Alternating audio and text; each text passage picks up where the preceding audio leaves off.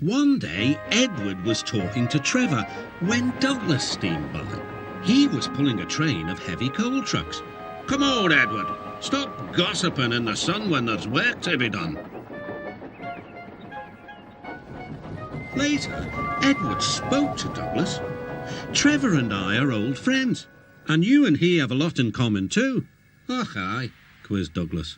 "And what'd that be?" "Scrap," said Edward quietly. Douglas gasped.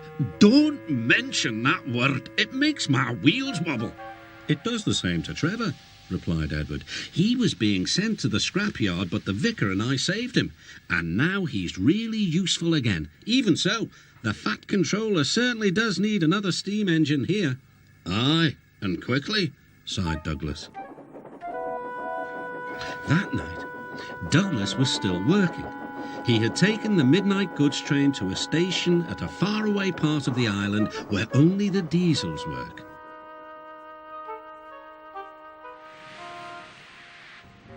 He was just shunting, ready for his return journey, when... "That sounds like a steam engine," he thought. The hiss came again. "Who's there?" asked Douglas. A whisper came. "Are you a Fat Controller's engine?" "I intruded." "Thank goodness. I'm Oliver, and I'm with my brake van towed. We've run out of coal and have no more steam." "But what are you doing?" "Escaping." "From what?" "Scrap." Douglas shivered. Then he remembered Edward's story about saving Trevor. "I'll be glad to help you," he said. "It'll have to look as if you're ready for scrap, and I'm taking you away." The drivers and firemen agreed to help too. Everyone worked fast.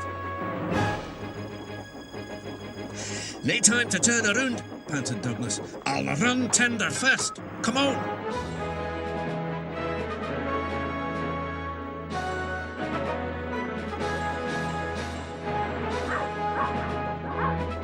But before they could clear the station, they were stopped.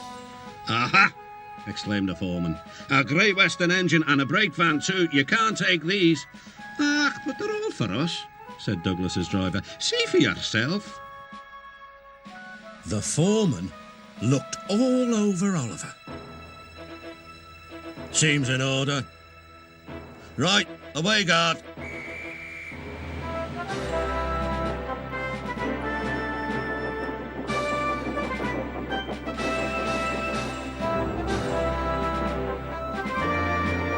"That was a neat thing," puffed Douglas. "We've had worse," smiled Oliver. And they forged ahead.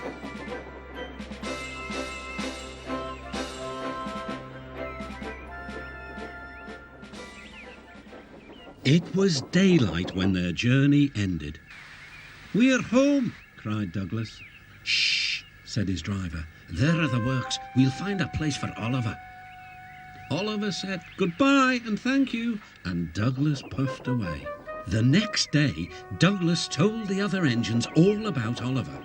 "The Fat Controller will have to know," said James. "Douglas should tell him at once," added Gordon. "Well, here he is," said a voice. "Now, what's this all about?" "Beg pardon, sir, but we do need another engine." "Yes, sir," ventured Gordon. "A steam engine, sir." "I'm afraid that unless one is saved from scrap, there's little hope." "But, sir," burst out Douglas, "one has." "Yes, indeed, and thanks to you, Douglas, he is now at our works. Oliver is just what we need for Duck's branch line."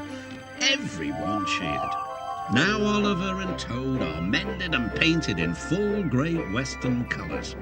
Duck and Oliver are happy on their branch line. The others laughed at first and called it the Little Western. Duck and Oliver were delighted, and so the Little Western it will always be.